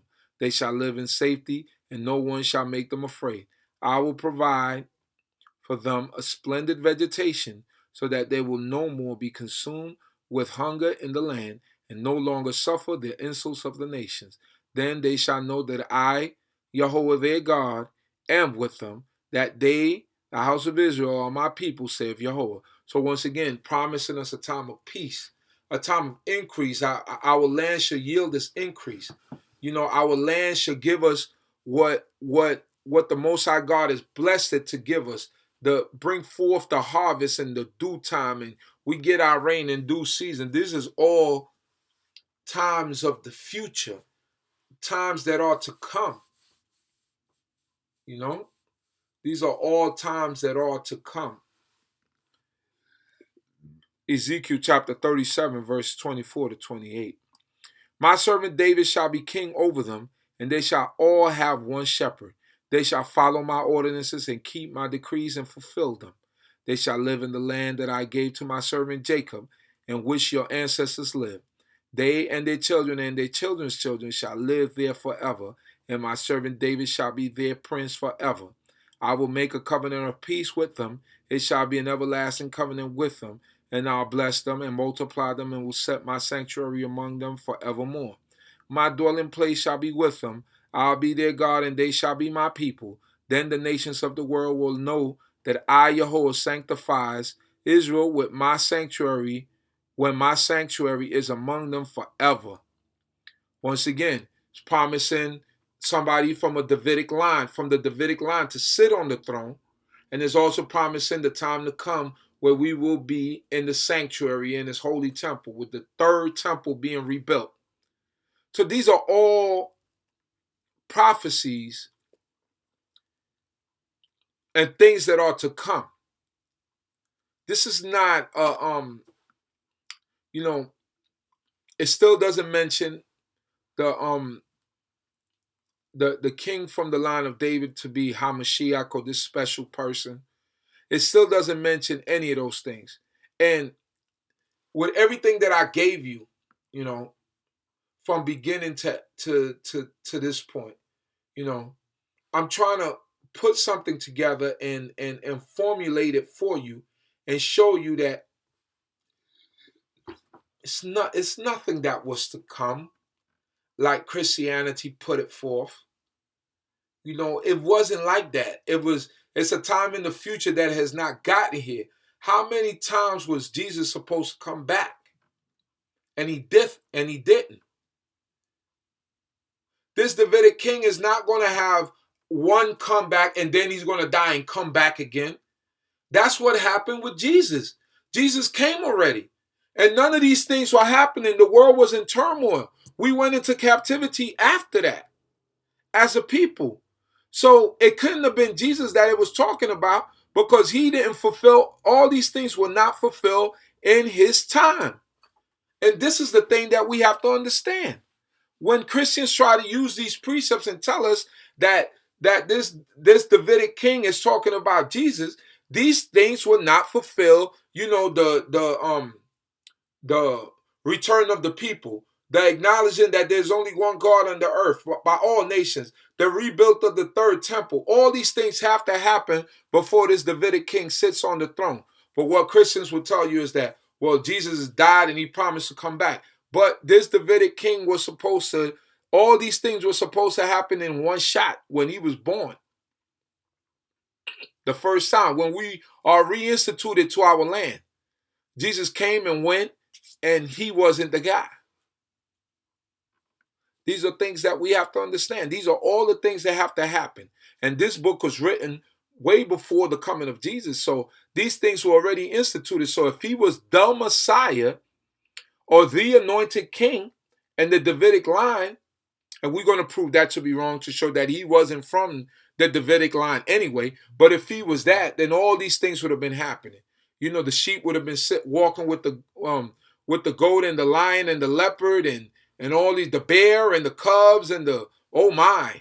You know what I'm saying? Lions, tigers, and bears. But that didn't happen during this time. So what do Christians do? They have to find things to pull at and to hold on to. But if we have already exhausted every precept that we could find about anything in the future, how it will be before we come back and we have a Davidic king sitting on that line who will be anointed. Haven't we exhausted everything? I hope y'all was taking notes. I hope that everyone was taking notes, because this is ammunition. And I think I probably went pretty easy on it and made it pretty try to make it really understood amongst people so that you could see what I'm talking about, so I lay across the plan of what I was trying to do in order to make you understand exactly the things that I want you to understand and know. It's important. It's important. to know these things. So now,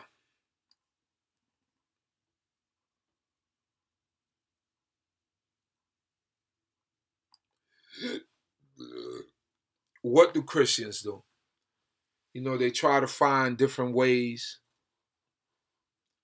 to say, because after you exhaust all these things and you show them all these things and show them how it possibly couldn't have been talking about Jesus, what they do, they try to find other places in the book to try to show you that, you know, that is talking about Jesus. But after I've given you all this exhaustive research and I've shown you all these precepts, and all you could do is find me some obscure chapter in the end of the book of Isaiah and try to tell me, you see, this is talking about Jesus, or this is this, or this is that. And we will tackle that in a future day, Isaiah chapter 53. But I've shown you everything that has to be in place in order for us to have this Davidic king. And none of it happened in the time that Jesus came. So we come to the conclusion that Jesus was not that Davidic king, that anointed king that will sit on the throne. This is something for future reference.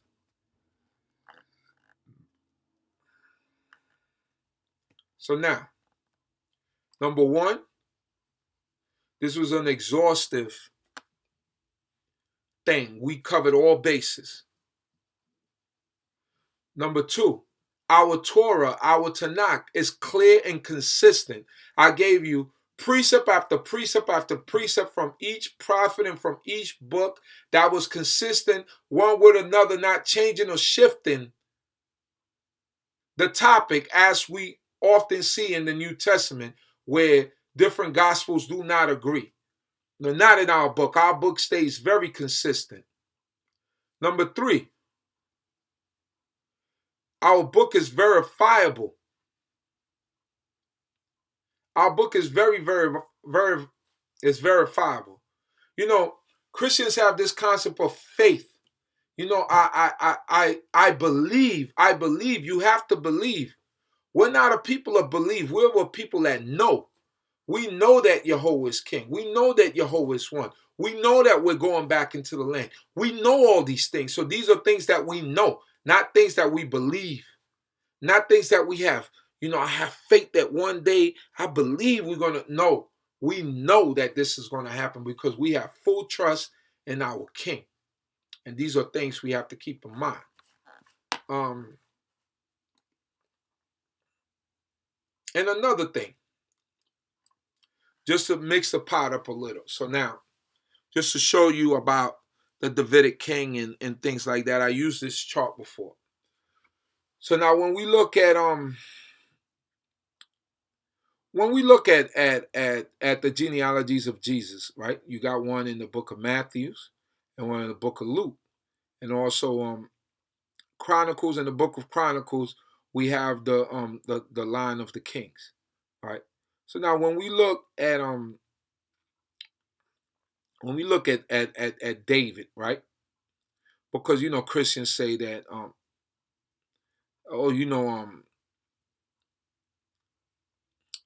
that like the genealogy of Jesus and Matthew and Luke are two different genealogies, because once you catch them in Matthew and you show them that he was born of the Holy Ghost, you know, they shift the narrative and they send you to Luke, right? In the book of Luke, the genealogy in Luke, and they say that that was Mary's genealogy. We have a couple of problems here. First, let's examine the problem in Luke and Matthew, right? And Matthew, in the genealogy of Matthew, when we scroll down, we got Jeconiah, Shealtiel, and Zerubbabel, right? Jeconiah was a king that was cursed not to sit on the throne of David. Let us go there and let me show you that precept. 2 Samuel chapter 7, verses 12 to 13. It reads, When your days are complete and you lie down with your fathers, I'll raise up your descendant after you, who will come forth from you, and I will establish his kingdom. He shall build a house for my... This is actually speaking about King Solomon. And we know that the Davidic line comes down through King Solomon first, and Solomon will establish the kingdom. Also in First Chronicles chapter 17, verses 11 through 14, it reads, "And it shall come about when your days are fulfilled that you must go with your fathers." This is the Most High God talking to King David. "And I'll set up your descendant after you, who shall be of your sons, and I'll establish his kingdom. He shall build for me a house, and I will establish his kingdom forever. I'll be his father, and he will be my son, and I'll not take my loving kindness away from him, as I took it from him who was before you. But I will settle him in my house and in my kingdom forever, and his throne shall be established forever." It's talking about the rule of King Solomon. Now, this is going to be important to what I'm trying to explain, because in the genealogy in Luke, it's going to shift the narrative to another one of King David's sons. So we understand that the Davidic kingship goes through King Solomon. That's clean and that's straight. We understand that. So now let's deal with this in the book of Matthew with this Jeconiah, which is in the genealogy of Matthew, chapter 1. If we scroll down, we see Jeconiah, Shealtiel, and Zerubbabel. Shealtiel and Zerubbabel are Jeconiah's sons. So now,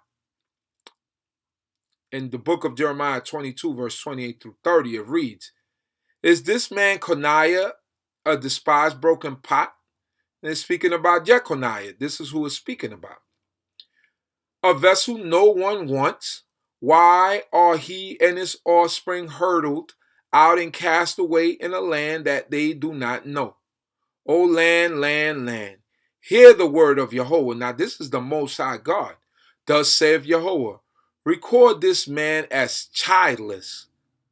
It's talking about Jeconiah. Although he had children, it said, record him as childless, a man who shall not succeed in his days, for none of his offspring shall succeed in sitting on the throne of David and ruling again in Judah. So, by default, even if you say that the genealogy in Matthew is Jesus' genealogy, by default it will be wrong, because it didn't this man was cursed. This man was cursed. And he was not promised to sit down on the throne. So by default, Jesus wouldn't be king anyway. He wouldn't be king anyway. So what we see here is that the lineage is bogus. So now we go back to, so now we move forward to the genealogy in Luke. And we look at David. And we scroll down, Luke chapter 3. Right after David comes Nathan. It was already read that the genealogy would be established through Solomon. In First Chronicles chapter 17, verse 11 through 14, I will take it from verse 14, and it says, "But I'll settle him in my house and in my kingdom forever, and his throne shall be established forever." That was speaking about King Solomon, not Nathan. Nathan was one of the sons of David, but it wasn't, the kingdom and the kingship was not established through him. So now we go back to the Davidic kingship and the anointed king that will sit on that throne. It was not talking about Jesus.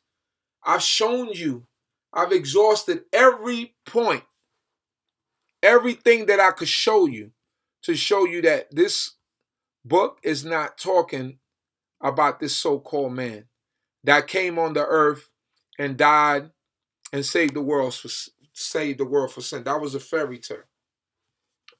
That was something that some disciples in that time concocted. Probably was some. There were a lot of wackos living in that time. There were a lot of people.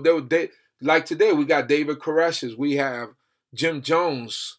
We had all these people. I mean, it might be offensive for some people when I say it like this, but that's what it was. And his disciples did a great job of getting the word out there and building this story up. And then, like I showed you prior, that Christians adopted a lot of the pagan ways and made it become part of their religion. So, brothers and sisters, the truth is verifiable. The truth is something that we cannot do away with. Now, one thing that I missed that has to be in place in order for us to also, in the return to the land and all these different things that I told you about, that will be in play. The return of Elijah. Remember, Elijah the prophet, he never died. He was taken by God. So we go into the book of the Malachi or Malachi, chapter 3, verse 23, 24, and it reads, "Behold, I will send you Elijah the prophet before the coming of the great and awesome day of Yahweh. And he shall turn the heart of the fathers to the children and the heart of the children to the fathers." And then in the King James Version, it'll be chapter 4, verses 5 through 6 of the same chapter. So now we know that Elijah the prophet has to return back to set things back in order within the family, within the household. This also has to happen. So how do Christians combat this? They tell you, oh, but John the Baptizer or John the Baptist, he was Elijah, right? Let's go to the book of Matthew, chapter 11, verse 13 and 14. It says, "For all the prophets of the Torah prophesied unto John. And if you will receive it, this is Elijah who was to come." So the Christians in that time, they was trying to use the Tanakh or Torah to try to fortify their point in the New Testament. And they try to call John the Baptist Elijah to say that it would be fulfilled as when Elijah will come back and set the households back in order, and Jesus being in those times and living in those times, to say that that was the time of the Davidic king to sit on the throne, the king of Israel. And that was the time during those times, almost 2,000 years ago. But let us read on. It says, Matthew 17, verse 12 to 13. "But I say to you that Elijah has come already, and they didn't recognize him, but have done to him whatever is written. Likewise shall the Son of Man also suffer of them." Then the disciples understood that he was speaking of John the Baptist. They said John the Baptist. John the Baptist never said that he was Elijah, but everybody was accrediting that to him, right? But now let's hear what John the Baptist has to say for himself. Let's go to the book of John, chapter 1, verses 19 through 21. "This is the testimony given by John when the Jews sent priests and Levites from Jerusalem to ask him, 'Who are you?' So the priests and Levites sent questions to ask him, 'Who are you?' He confessed and did not deny it, but said, 'I am not the Messiah.' And they asked him, 'What then? Are you Elijah?' He said, 'No, I am not.' 'Are you the prophet?' He answered, 'No.'" John the Baptizer himself said that he was not Elijah. So these Christians or these disciples before tried to tag him with that, but it came out of his own mouth where he said he is not Elijah.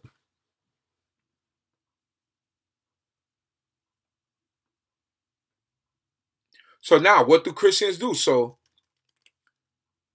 they reformed their whole thing and they said, well, he came with the spirit of Elijah, as it says in the book of Luke, chapter 1, verse 17.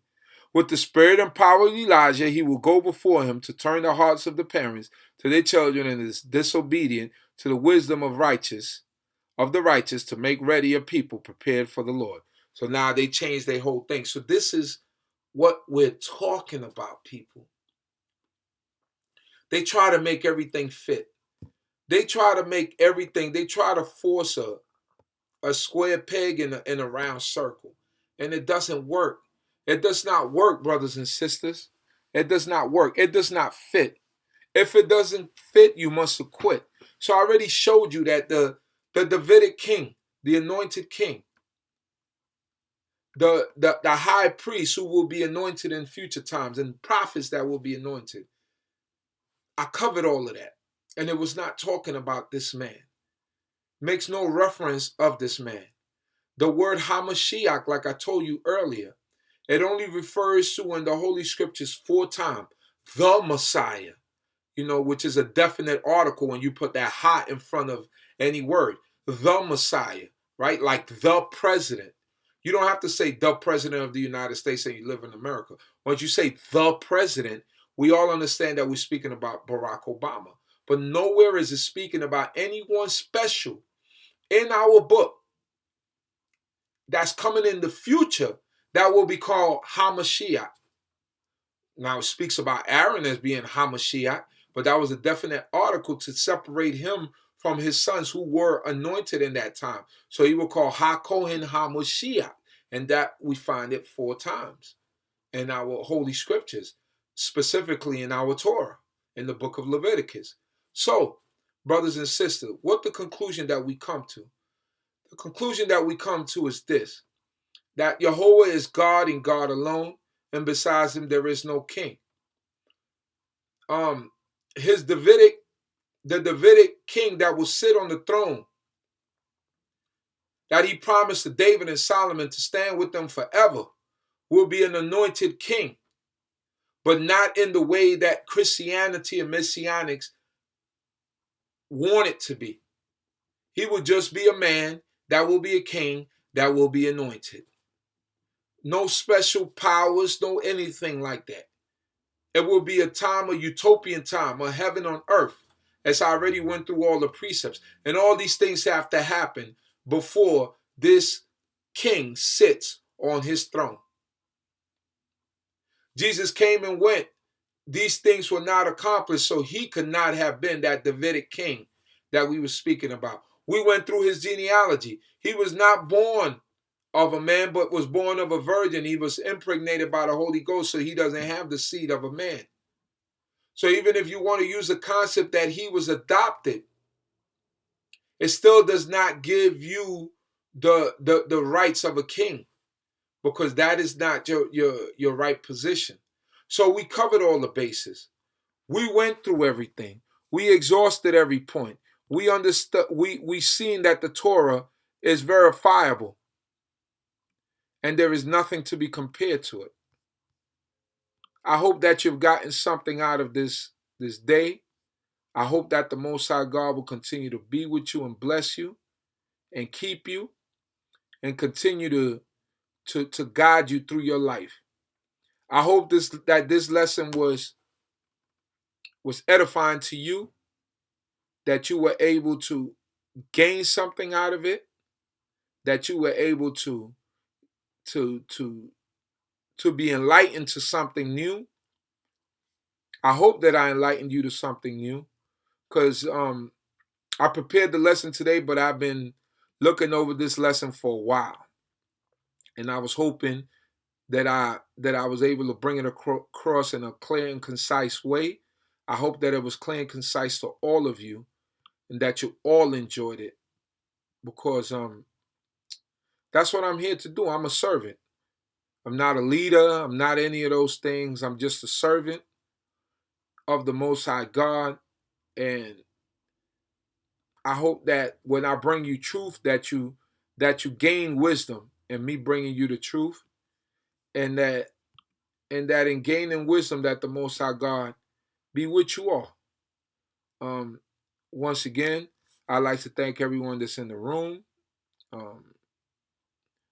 Nahali Yaakov, my brother Tavel, Bain, Cohen Mikael, Bain Levy, Basheba Yisrael, servant of Yahweh. May the Most High God be with you, my brother. And I'd like to apologize to you personally for that little thing that happened last week. Before I tried to respond to you, you were gone already. and I did I did correct the sister for the attack on you, and so I'm sorry for you having to go through that, my brother. Shay Yaakov, Shabbat Shalom to you also. Mahalia Wilburn, Shabbat Shalom. Dina Yisrael and Kayam, Shabbat Shalom. Gaver Kaskuya by Yisrael, Shabbat Shalom. Francine Graham, Shabbat Shalom. Amanda Ben, Shabbat Shalom. Yona Ben Yisrael, Shabbat Shalom. Marcia Reed, Shabbat Shalom. Nasika, Shabbat Shalom. And to everyone else that might be in the room that I don't see your name, Shabbat Shalom to you all. May the Most High God bless you all. And like I said, I hope that I was clear and concise to everyone in the room. And I hope that through the glory of the Most High God, that He will lift us all and keep us all blessed. And I give Him glory and thanks for my life, for the life of all Kobe Yisrael scattered in the four corners of the earth. As I greet you and I salute you, and as I depart, and I bid you all in the tongue of our ancient forefathers, Shabbat Shalom Aleichem. May the Most High Yah bless us all. And as I say, and I depart, I'll say the words of the blessing, that the Most High God will bless us all. Yivareka Yehovah Yishmareka. Ya'ir Yehovah Panao Leka Wikuneka. Yisa Yehovah Panao Leka Wayasem Leka Shalom. May Yehovah bless thee and keep thee. May Yehovah make his face to shine upon thee and be gracious unto thee. May Yehovah lift up his countenance upon thee, and may he grant thee peace. Hallelujah. Amen. Shabbat Shalom. I'll catch y'all in the morning. Thank you for listening, and may the Most High God bless you all. Shalom Aleichem.